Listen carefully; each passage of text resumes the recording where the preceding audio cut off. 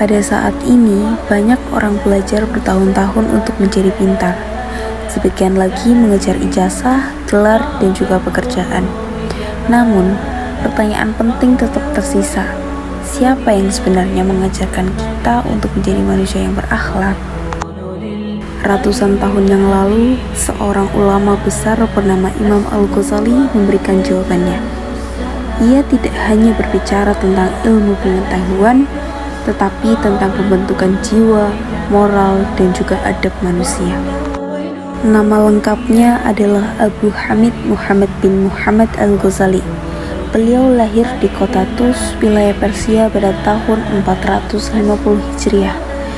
Di masanya, ia dikenal sebagai ahli fikih, teolog, filsuf, sekaligus sufi besar. Ia pernah menjadi guru besar di Madrasah Nizamiyah, salah satu lembaga pendidikan paling bergengsi pada masa itu.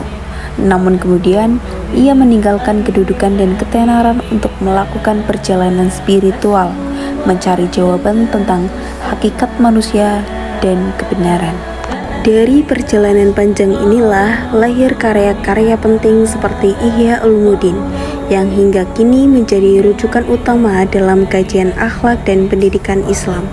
Menurut Imam Al-Ghazali, tujuan pendidikan bukan hanya mencerdaskan akal, melainkan mendekatkan manusia kepada Allah, memperbaiki akhlak, dan membersihkan hati.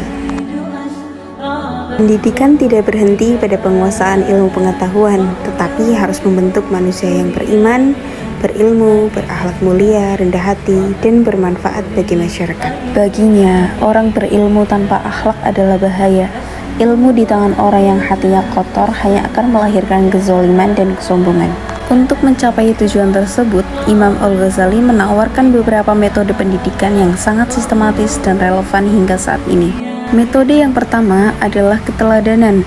Menurut Al-Ghazali, anak belajar itu terutama dari apa yang ia lihat, bukan hanya dari apa yang ia dengar. Karena itu, guru dan orang tua harus menjadi contoh hidup bagi anak-anaknya. Kejujuran, kesederhanaan, kesabaran, sopan santun, dan tanggung jawab harus tampak dalam diri pendidik. Murid bukan hanya mendengarkan gurunya, melainkan juga murid meniru gurunya. Metode kedua adalah pembiasaan. Perilaku baik tidak lahir secara tiba-tiba. Ia terbentuk dari kebiasaan yang terus-menerus diulang. Anak dibiasakan untuk berdoa, menjaga kebersihan, menghormati orang tua dan guru, menepati janji, dan juga disiplin waktu. Dengan pembiasaan yang konsisten, akhlak tidak lagi terasa dipaksakan. Metode yang ketiga adalah nasihat. Nasihat yang baik tidak hanya memperbaiki pikiran, tetapi juga menyentuh hati. Imam Al-Ghazali menekankan bahwa nasihat harus disampaikan dengan lemah lembut, penuh kasih sayang, jauh dari cacian dan penghinaan. Tujuannya bukan untuk mempermalukan murid, melainkan untuk menyadarkannya. Bukan sekedar mengatakan, kamu salah, tetapi mengajak murid merenung apa hikmah dari kesalahan yang kamu lakukan. Selanjutnya, yang terakhir adalah metode latihan spiritual. Latihan ini bertujuan untuk membersihkan hati dari sifat sombong, iri, dengki, dan cinta dunia yang berlebihan.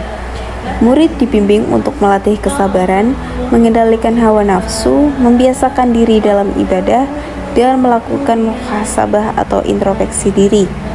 Disinilah letak keunikan pendidikan Islam menurut Al-Ghazali.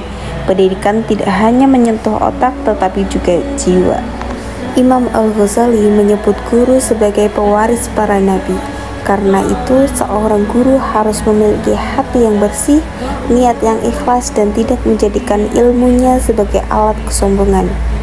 Guru tidak hanya bertugas mentransfer informasi, tetapi membentuk karakter. Sedangkan orang tua adalah madrasah pertama bagi anak.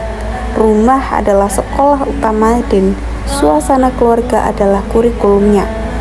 Jika rumah penuh kekerasan, celaan, dan pertengkaran, maka anak akan tumbuh dengan jiwa yang retak. Sebaliknya, jika rumah penuh kasih sayang dan keteladanan, anak akan tumbuh dengan kepribadian yang kuat.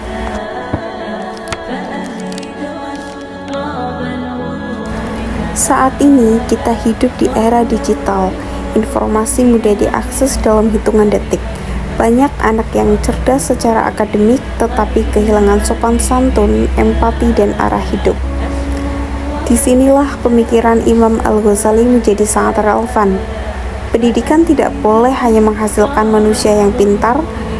Pendidikan harus menghasilkan manusia yang bermoral, berakhlak, dan berjiwa bersih. Ilmu pengetahuan dan teknologi harus berjalan bersama nilai spiritual dan akhlak. Jika tidak, kemajuan hanya akan melahirkan kerusakan yang lebih besar.